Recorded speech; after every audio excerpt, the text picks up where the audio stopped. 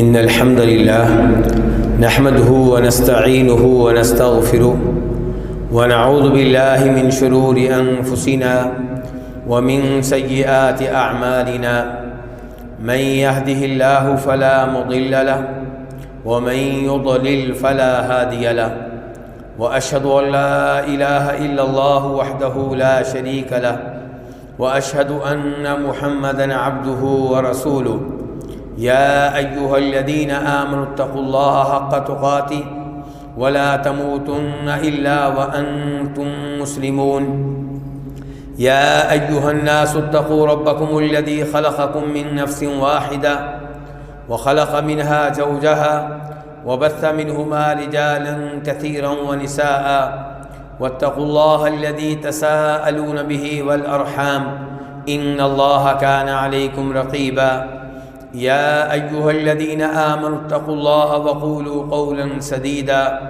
يصلح لكم أعمالكم ويغفر لكم ذنوبكم ومن يطع الله ورسوله فقد فاز فوزا عظيما أما بعد فإن خير الحديث كتاب الله وخير الهدي هدي محمد صلى الله عليه وسلم وشر الأمور محدثاتها وكل محدثة بدعة وكل بدعة ضلالة وكل ضلالة في النار۔ ہر قسم کی حمد و ثناء اللہ رب العزت کے لیے اور کثرت سے درود و سلام ہوں امام الانبیاء جناب محمد الرسول اللہ صلی اللہ علیہ وسلم کی ذات اقدس پہ۔ اللہ رب العزت نے نبی کریم صلی اللہ علیہ وسلم کو بہت سی ایسی خوبیوں سے نوازا جو خوبیاں آپ کے ساتھ خاص تھیں۔ آپ سے پہلے انبیاء کرام علیہم السلام کو وہ خوبیاں نہیں ملی۔ ان خوبیوں میں سے ایک خوبی یہ ہے کہ آپ صلی اللہ علیہ وسلم کے فرامین، آپ کے اقوال، آپ کی احادیث جامع قسم کی ہوا کرتی تھی۔ آپ چند الفاظ کہتے، ان چند الفاظ میں بہت سی چیزیں بیان ہو جاتی، لیکن کون کون سی چیزیں آپ کے ان الفاظ میں داخل ہیں یہ وہی جان سکے گا جو ایسی احادیث پہ غور و فکر کرے گا، جو ان پہ توجہ دے گا، جو انہیں سمجھنے کی بار بار کوشش کرے گا۔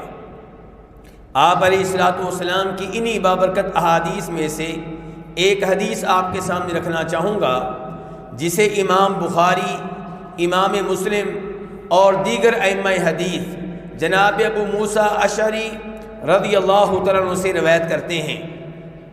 وہ کہتے ہیں کہ نبی کریم صلی اللہ علیہ وسلم خیبر کی لڑائی سے واپس مدینہ تشریف لا رہے ہیں، اور جب بھی صحابہ کرام کسی اونچی جگہ پہ چڑھتے ہیں تو اونچی آواز سے کہتے ہیں اللہ اکبر اللہ اکبر لا الہ الا اللہ۔ دیکھیے صحابہ کرام کو عظمت کیسے ملی، ان کو شان اور مقام کیسے ملا، اللہ رب العزت کے ساتھ ان کا تعلق دیکھیے۔ راتیں گزرتی ہیں تہجد کی نماز میں، راتیں گزرتی ہیں قیام میں، دن گزرتا ہے جہاد میں۔ خیبر کیوں گئے ہیں؟ اللہ کی راہ میں لڑنے کے لیے گئے ہیں۔ اس کے ساتھ ساتھ بار بار اللہ کا ذکر ہو رہا ہے، اللہ کی کبریائی کا اعلان ہو رہا ہے، اللہ کی توحید کا اعلان ہو رہا ہے۔ اللہ اکبر، اللہ سب سے بڑا ہے، اس سے بڑا کوئی نہیں ہے۔ لا الہ الا اللہ، اللہ کے علاوہ کوئی ایسا نہیں ہے جو کسی بھی عبادت کا حقدار ہو، نہ کسی سجدے کا، نہ کسی رکوع کا، نہ کسی طواف کا، نہ کسی نظر کا۔ میری ہر عبادت اللہ رب العزت کے لیے، یہ پیغام ہے لا الہ الا اللہ کا۔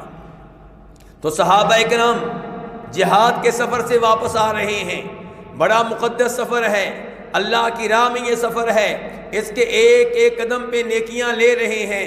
اگر وہ خاموش رہیں پھر بھی یہ سفر عبادت کا سفر ہے، لیکن وہ اس کے ساتھ ساتھ زبانوں کو حرکت دے رہے ہیں، نبی علیہ الصلوۃ والسلام کی اس حدیث پہ عمل کر رہے ہیں کہ لا یزال لسانک رطبا بذکر اللہ، کہ ہر وقت تمہاری زبان تر رہے، تمہاری زبان کس کے ساتھ تر رہے؟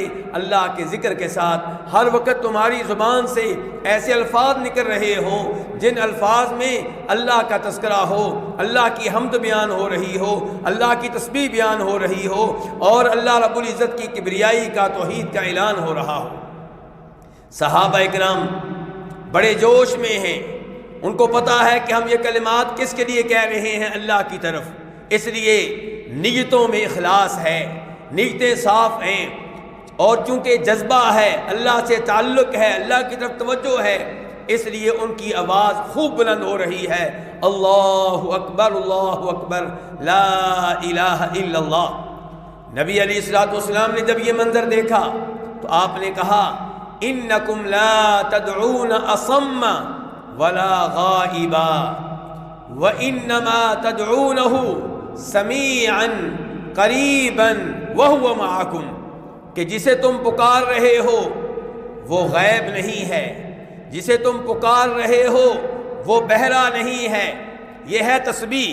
جب ہم یہ کہتے ہیں کہ اللہ اس عیب سے پاک ہے، اس کمزوری سے پاک ہے، اس نقص سے پاک ہے، اس کو کیا کہتے ہیں؟ تسبیح کہتے ہیں۔ تو اللہ رب العزت بہرے نہیں ہیں، اللہ رب العزت غائب نہیں ہے کہ اللہ تعالیٰ کو اونچی اونچی آواز سے پکارا جائے۔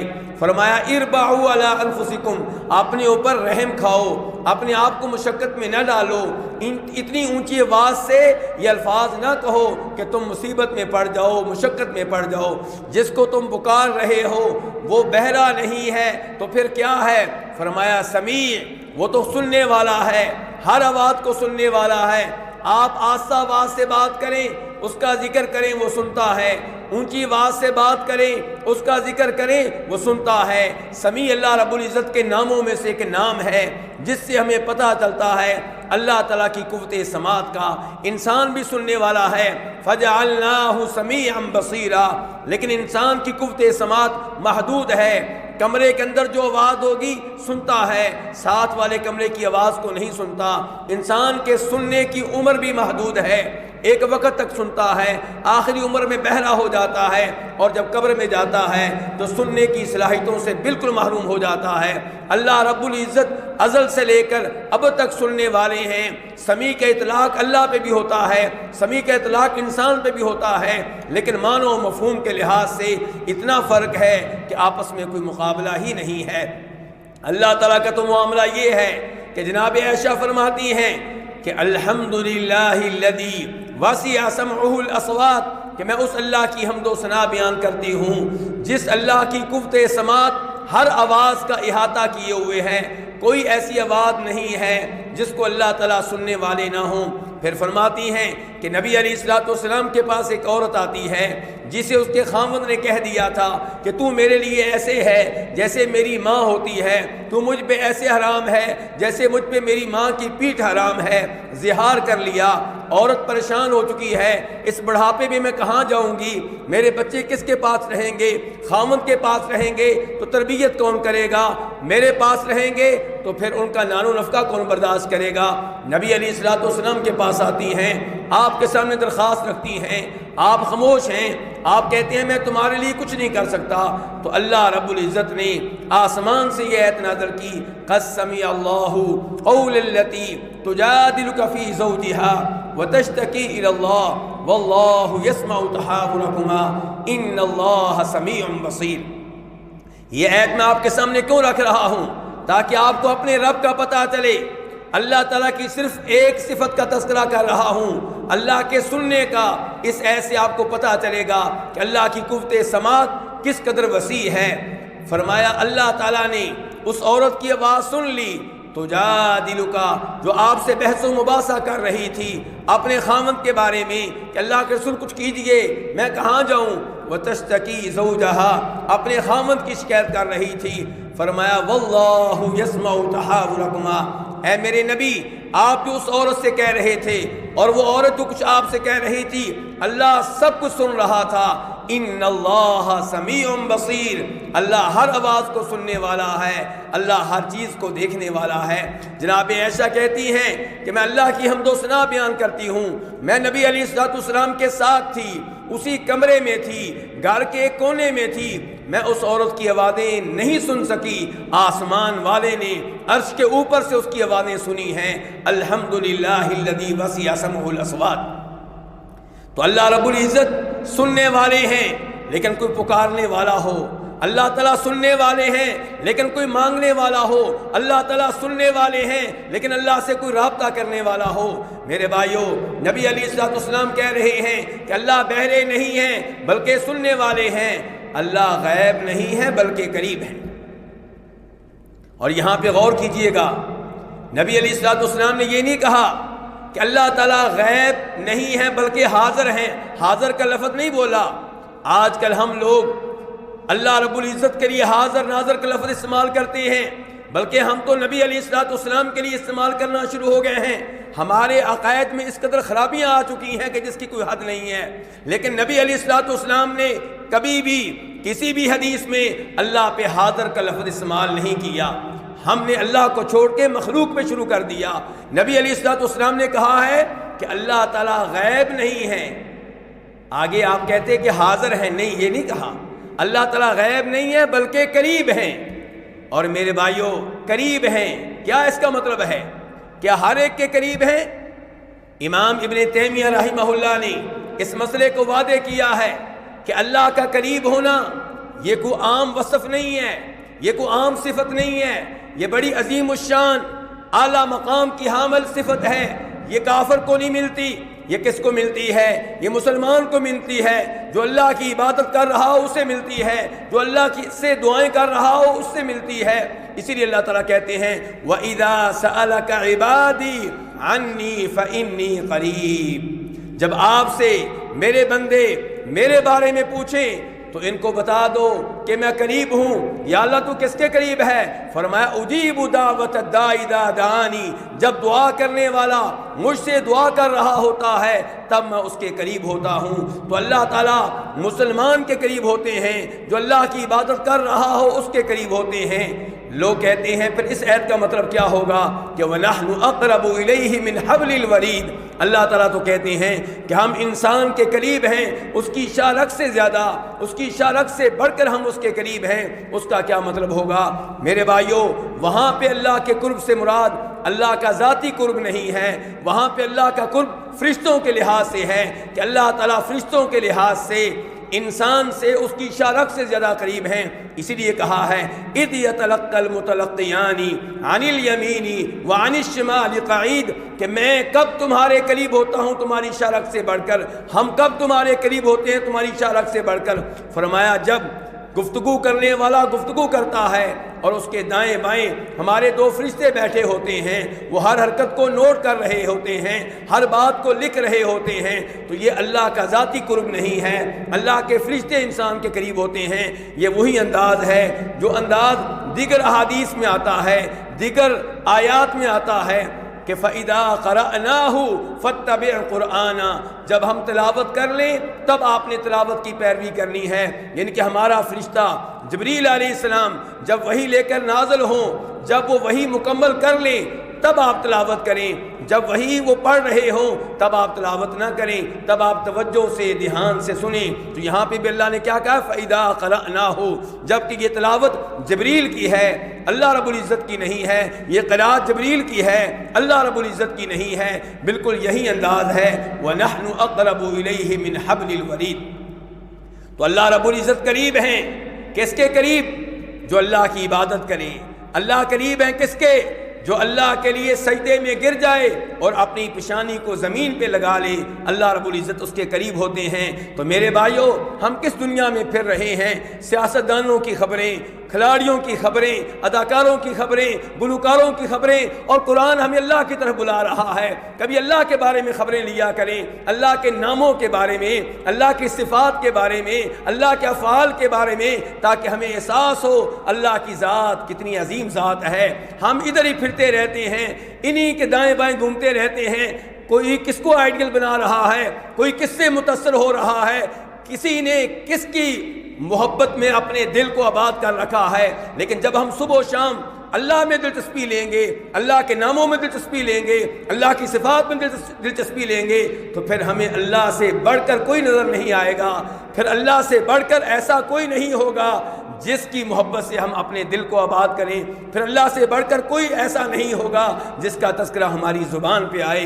نبی علیہ الصلوۃ والسلام صحابہ کرام کے سامنے تعارف پیش کر رہے ہیں اللہ رب العزت کا کہ جس کو تم پکار رہے ہو وہ غیب نہیں ہے، وہ بہرا نہیں ہے، وہ سننے والا ہے، وہ قریب ہے، وَهُوَ مَعَاكُمْ، اور وہ تمہارے ساتھ ہے۔ یہ بھی اللہ کا تعارف ہے کہ اللہ تمہارے ساتھ ہے، وَهُوَ مَعَاكُمْ، اللہ کی معیت کا تذکرہ ہو رہا ہے۔ معیت یعنی کہ اللہ کے ساتھ ہونے کا، اور اللہ کی معیت میرے بھائیوں دو طرح کی ہوتی ہے، کبھی اللہ کی معیت خصوصی ہوتی ہے اور کبھی اللہ کی معیت عام قسم کی ہوتی ہے۔ عام معیت کیا ہے؟ اللہ ہر ایک کے ساتھ ہے، مسلمانوں کے ساتھ ہے، کافروں کے ساتھ ہے، اطاعت کرنے والے کے ساتھ ہے، گناہ کرنے والے کے ساتھ ہے، تہجد پڑھنے والے کے ساتھ ہے، بدکاری کرنے والے کے ساتھ ہے۔ اللہ تعالیٰ ہر ایک کو دیکھ رہا ہے، ہر آواز کو سن رہا ہے، ہر کوئی اللہ کے علم میں ہے، ہر کوئی اللہ کے کنٹرول میں ہے، ہر کوئی اللہ کی قدرت میں ہے۔ یہ اللہ کی عام معیت ہے۔ اور ایک ہوتی ہے اللہ کی خاص معیت، وہ کس کو ملتی ہے؟ اللہ کے خاص بندوں کو ملتی ہے۔ وَهُوَ مَعَاكُمْ، اللہ تمہارے ساتھ ہے۔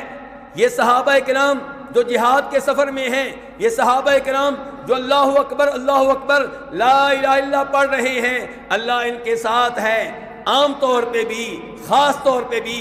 اور خاص طور پہ اللہ کی معیت کا مطلب کیا ہوتا ہے؟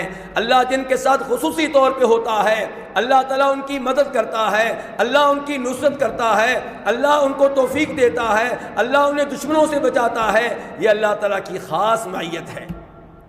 لیکن خاص معیت خاص بندوں کو ملتی ہے جو اللہ کے ساتھ خصوصی تعلق قائم کریں، اللہ ان کے ساتھ خصوصی طور پہ بھی ہوتا ہے، ورنہ عام طور پہ تو ہر ایک کے ساتھ اللہ تعالیٰ ہے۔ اور نبی علیہ الصلوۃ والسلام جب غار ثور میں تھے، جبریل علیہ السلام کے ساتھ ابو بکر صدیق کے ساتھ تھے، تو مکہ کے کافر آپ کو تلاش کرتے کرتے غار ثور کے دہانے پہ پہنچ گئے۔ ایک ایسا وقت آیا جب جناب صدیق کی نگاہیں ان کی ٹانگوں پہ تھیں، ان کے پاؤں پہ تھیں، اور وہ سوچ رہے تھے کہ اگر یہ تھوڑا سا نیچے دیکھیں تو ان کی نگاہ میرے اوپر بھی پڑ جائے گی، میرے نبی پہ بھی پڑ جائے گی صلی اللہ علیہ وسلم۔ اب جناب صدیق کو خطرہ ہے، خوف ہے، اپنا نہیں اپنے نبی کا، پریشان ہے اپنے بارے میں نہیں اپنے نبی کے بارے میں، ٹینشن لے رہے ہیں، غمگین ہو رہے ہیں کہ میرے نبی کو کہیں یہ نقصان نہ پہنچا دیں۔ تو آپ علیہ الصلوۃ والسلام فرماتے ہیں لا تحزن ان اللہ معنا ما ظنک باثنین اللہ ثالثہما۔ ابو بکر کیوں پریشان ہوتے ہو؟ ٹینشن کس بات کی؟ غم نہ لو، غمگین ہونے کی ضرورت نہیں، اللہ تعالی ہمارے ساتھ ہے۔ اللہ ہمارے ساتھ ہے کیا مطلب؟ ہمارے ساتھ ہے، ان کے ساتھ نہیں ہے جو باہر کھڑے ہیں۔ تو تھوڑی دیر پہلے ہم کہہ رہے تھے کہ اللہ ہر ایک کے ساتھ ہے، تو یہی فرق ہے جو بتانا چاہتا ہوں کہ اللہ تعالیٰ عمومی طور پہ ہر ایک کے ساتھ ہے، یعنی کہ ہر ایک کو دیکھ رہا ہے، ہر کوئی اللہ کے علم میں ہے، ہر کوئی اللہ کی قدرت میں ہے، لیکن خاص طور پہ اللہ تعالیٰ مومن بندوں کے ساتھ ہوتا ہے۔ تو اللہ کی جو خاص معیت ہے وہ نبی علیہ الصلوۃ والسلام کے ساتھ ہے، ابو بکر کے ساتھ ہے، کافروں کے ساتھ نہیں ہے۔ تو نبی علیہ الصلوۃ والسلام یہاں پہ کیا کہہ رہے ہیں ان صحابہ کرام سے جو خیبر کے جہاد سے واپس آ رہے ہیں کہ وَهُوَ مَعَاكُمْ، تمہارا رب تمہارے ساتھ ہے، یعنی کہ عمومی لحاظ سے بھی تمہارے ساتھ ہے، تمہیں دیکھ رہا ہے، تمہاری آواز کو سن رہا ہے، تمہاری ہر حرکت اللہ کے علم میں ہے، تم اللہ کے کنٹرول میں ہو، اور خصوصی طور پہ بھی اللہ تمہارے ساتھ ہے کیونکہ تم اللہ کا ذکر کر رہے ہو، چونکہ تم اللہ کے مومن بندے ہو، چونکہ تم جہاد سے واپس آ رہے ہو، اس لیے اللہ کی مدد، اللہ کی توفیق، اللہ کی نصرت تمہارے ساتھ ہے۔ اس حدیث کے راوی جناب ابو موسیٰ اشعری رضی اللہ عنہ کہتے ہیں کہ نبی علیہ الصلوۃ والسلام کی سواری کے پیچھے میری سواری تھی اور میں یہ وظیفہ پڑھ رہا تھا لا حول ولا قوت الا باللہ۔ تو نبی کریم علیہ الصلوۃ والسلام نے کہا اے عبداللہ بن قیس الا ادلک علی کلمۃ من کنز من کنوز الجنہ. جب آپ نے کہا ابو موسیٰ اے عبداللہ بن قیس، تو ابو موسیٰ اشعری کہنے لگے لبیک یا رسول اللہ، میں حاضر ہوں اللہ کے رسول. یہاں پہ ہم نے یہ بھی دیکھنا ہے کہ لبیک یا رسول اللہ کا لفظ کیا آج کل استعمال کرنا جائز ہے؟ اس میں کوئی شک و شبہ نہیں ہے کہ جب صحابہ کرام نبی علیہ الصلوۃ والسلام کو دیکھتے کہ آپ صحابہ کرام میں سے کسی کو بلا رہے ہیں تو صحابہ کرام کہا کرتے تھے لبیک یا رسول اللہ، اے اللہ کے رسول میں حاضر ہوں، اے اللہ کے رسول میں آپ کی اطاعت پہ قائم و دائم ہوں. لیکن آپ کے فوت ہونے کے بعد یہ الفاظ استعمال کرنا درست ہیں؟ میرے بھائیوں، جب نبی علیہ الصلوۃ والسلام حیات تھے تب صحابہ کرام نے لفظ استعمال کیا لبیک یا رسول اللہ، لیکن جب آپ فوت ہو چکے، دنیا سے جا چکے، اللہ کا قرب حاصل کر چکے، دنیا سے بہتر جگہ کی طرف منتقل ہو چکے، اب یہ کہنا کہ میں حاضر ہوں اے اللہ کے رسول، اگر یہ الفاظ کہنے والا یہ سمجھتا ہے کہ نبی علیہ الصلوۃ والسلام میری آواز سن رہے ہیں، آپ نے مجھے پکارا ہے اور میں آپ کی پکار پہ لبیک کہہ رہا ہوں، تو یہ الفاظ کہنا درست نہیں ہے، صحیح عقیدے کے خلاف ہیں. کیونکہ اللہ تعالیٰ نے ہمیں یہ عقیدہ بیان کیا ہے کہ وَمَا أَنْتَ بِمُسْمِعٍ مَّن فِي الْقُبُورِ، کہ جو بھی قبروں میں ہیں انہیں آپ اپنی آواز نہیں سنا سکتے. إِنَّكَ لَا تُسْمِعُ الْمَوْتَىٰ، فوت شدگان کو آپ اپنی آواز نہیں سنا سکتے. وَهُمْ عَنْ دُعَائِهِمْ غَافِلُونَ، جن کو بھی اللہ کے علاوہ پکارتے ہو تمہاری پکار سے غافل ہیں، بے خبر ہیں، لا علم ہیں. اس میں کوئی شک و شبہ نہیں ہے کہ جب ہم درود پڑھتے ہیں ہمارا درود آپ تک پہنچایا جاتا ہے، جب ہم سلام پڑھتے ہیں آپ پہ ہمارا سلام فرشتوں کے ذریعے آپ تک پہنچتا ہے. لیکن یہ عقیدہ رکھنا کہ آپ خود سنتے ہیں، آپ ہماری ایک ایک حرکت کو جانتے ہیں، یہ عقیدہ قرآن و حدیث کے خلاف ہے. تو لبیک یا رسول اللہ کہتے ہوئے اگر کسی کا عقیدہ یہ ہے کہ آپ سن رہے ہیں، آپ مجھے دیکھ رہے ہیں، تو یہ الفاظ کہنا مناسب نہیں ہے. اور اگر عقیدہ یہ ہے کہ میں یہ الفاظ اس لیے کہہ رہا ہوں تاکہ کافروں کو پیغام مل جائے کہ ہم نبی علیہ الصلوۃ والسلام کی مدد کے لیے تیار ہیں، آپ کے دفاع کے لیے تیار ہیں، آپ کی اطاعت کے لیے تیار ہیں، آپ کی احادیث پہ عمل کرنے کے لیے تیار ہیں، پھر یہ الفاظ کہنے میں کوئی حرج نہیں ہے. تو نبی علیہ السلام فرماتے ہیں اے ابو موسیٰ میں تمہیں وہ الفاظ نہ بتاؤں جنت کے خزانوں میں سے خزانہ ہیں؟ ابو موسیٰ کہتے ہیں بلا یا رسول اللہ، بتائیے اللہ کے رسول. فداک ابی و امی، آپ پہ میرے ماں باپ قربان ہوں. اب یہ ایک نیا مسئلہ آ گیا، کیا یہ الفاظ کہنے جائز ہیں؟ کسی سے میں کہہ سکتا ہوں کہ تجھ پہ میرے ماں باپ قربان ہوں؟ تو اس سوال کا جواب یہ ہے کہ بالکل یہ الفاظ کہے جا سکتے ہیں، کیونکہ نبی علیہ الصلوۃ والسلام نے یہ الفاظ اوروں کے لیے بھی استعمال کیے ہیں. احد کی لڑائی میں آپ نے جناب سعد بن ابی وقاص سے کہا تھا، بخاری شریف کی روایت ہے، ارمی سعد فداک ابی و امی، اے سعد تیر چلاؤ، اللہ کے دشمنوں پہ تیروں کی بارش کر دو، تم پہ میرے ماں باپ قربان ہوں. اور خندق کی لڑائی میں جب بنو قریظہ نے غداری کی، مسلمانوں کو دھوکہ دینا چاہا، تو نبی علیہ الصلوۃ والسلام چاہتے تھے کہ کوئی صحابی جائے اور ان کے بارے میں رپورٹ لے کر آئے. آپ نے کہا کون جائے گا؟ بنو قریظہ کی خبر لے کر آئے گا. جناب زبیر نے کہا میں جاؤں گا. آپ نے پھر کہا کون جائے گا؟ جناب زبیر نے کہا میں جاؤں گا. پھر کہا کون جائے گا؟ تینوں بار جناب زبیر نے کہا میں جاؤں گا. جب رپورٹ لے کر واپس آئے تو آپ نے انہیں دعا دی اور پھر کہا فداک ابی و امی، اے زبیر تجھ پہ میرے ماں باپ قربان ہوں. اللہ رب العزت سے دعا ہے کہ اللہ رب العزت ہمیں نبی علیہ الصلوۃ والسلام کی احادیث سے دروس، فوائد اور سبق حاصل کرنے کی توفیق دے. اللہ تعالی ہمیں یہ توفیق دے کہ ہم سب سے بڑھ کر وقت دیں کس کو؟ قرآن کو، نبی علیہ الصلوۃ والسلام کی احادیث کو. اسی میں ہمارے لیے کامیابی ہے، دنیا کے لحاظ سے بھی، آخرت کے لحاظ سے بھی. وآخر دعوانا ان الحمد للہ رب العالمین.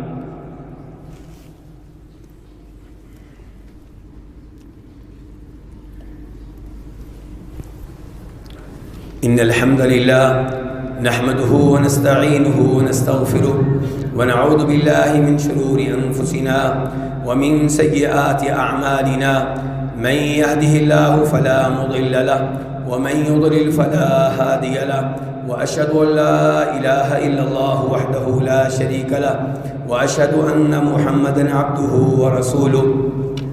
نبی علیہ الصلوۃ والسلام نے ابو موسیٰ اشعری سے یہ کہا تھا کہ کیا میں تمہیں ایسے الفاظ نہ بتاؤں جو جنت کے خزانوں میں سے خزانہ ہیں؟ تو انہوں نے کہا تھا بتائیے اللہ کے رسول، آپ پہ میرے ماں باپ قربان ہوں۔ تو آپ نے کہا تھا لا حول ولا قوت الا باللہ۔ دنیا کے خزانے تلاش کرنے والے میرے بھائیوں، جنت کا خزانہ لا حول ولا قوت الا باللہ بہت عظیم کلمات ہیں۔ اور جب مؤذن اذان میں کہتا ہے حی علی الصلاۃ، ہم کیا کہتے ہیں؟ لا حول ولا قوت الا باللہ۔ جب مؤذن کہتا ہے حی علی الفلاح، ہم کیا کہتے ہیں؟ لا حول ولا قوت الا باللہ۔ جانتے ہیں ان الفاظ کا مطلب کیا ہے؟ جانتے ہیں ان کی قیمت اتنی کیوں ہے؟ ان کا مقام و مرتبہ اتنا بلند و بالا کیوں ہے؟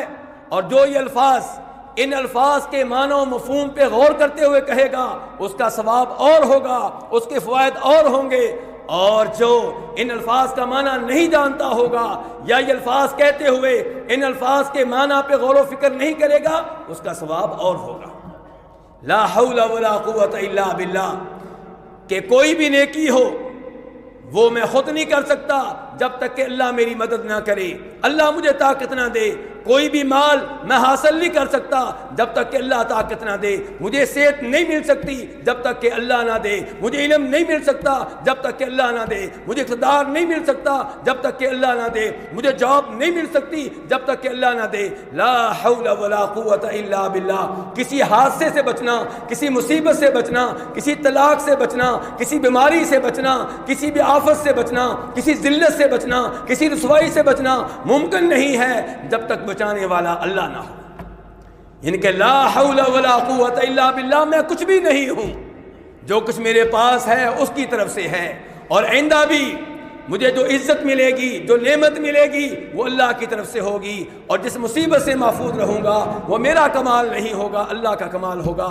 اللہ تعالی ہمیں اپنے عقائد کو مضبوط بنانے کی توفیق دے، اللہ تعالی ہمیں توحید کا علم دے، سنت کا علم دے، اللہ تعالی ہمیں شرک و بدعات سے محفوظ رکھے۔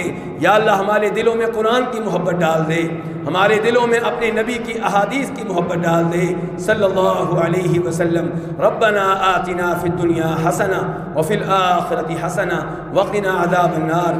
اے اللہ جتنے مسلمان مریض ہیں سب کو شفا دے، یا اللہ مسلمان مریض جہاں پہ بھی ہیں سب کو شفا دے، یا اللہ جن پہ جو بیماریاں آئی ہیں انہیں ان بیماریوں پہ صبر کرنے کی توفیق دے، یا اللہ ان بیماریوں کو گناہوں کے جڑنے کا باعث اور سبب بنا دے، یا اللہ درجات کی بلندی کا ذریعہ بنا دے، یا اللہ ان آزمائشوں کو اٹھا لے، ان مصیبتوں کو اٹھا لے، یا اللہ کرونا کی وبا سے تمام مسلمانوں کو محفوظ فرما، یا اللہ مظلوم مسلمان جہاں پہ بھی ہیں ان کی مدد فرما، یا اللہ مظلوم مسلمان جہاں پہ بھی ہیں ان کی مدد فرما، یا اللہ مسلمان حکمرانوں کو اپنے اپنے ممالک میں شریعت نافذ کرنے کی توفیق دے، یا اللہ اور ہم اپنے اپنے گھروں کے حکمران ہیں، یا اللہ اپنے اپنے گھروں کی چار دیواری میں اپنی اولاد پہ اپنی وائف پہ شریعت نافذ کرنے کی توفیق دے، یا اللہ ہماری اولاد کو نیک بنا، انہیں قرآن کا حافظ بنا، انہیں دین کا عالم بنا، یا اللہ ہمیں ان کی اچھی تربیت کرنے کی توفیق دے،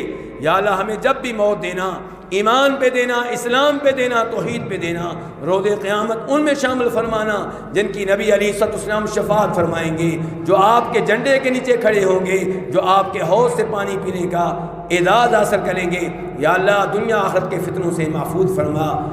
ربنا اغفر لنا ولإخواننا الذين سبقونا بالإيمان ولا تجعل في قلوبنا غلا للذين آمنوا ربنا إنك رؤوف رحيم۔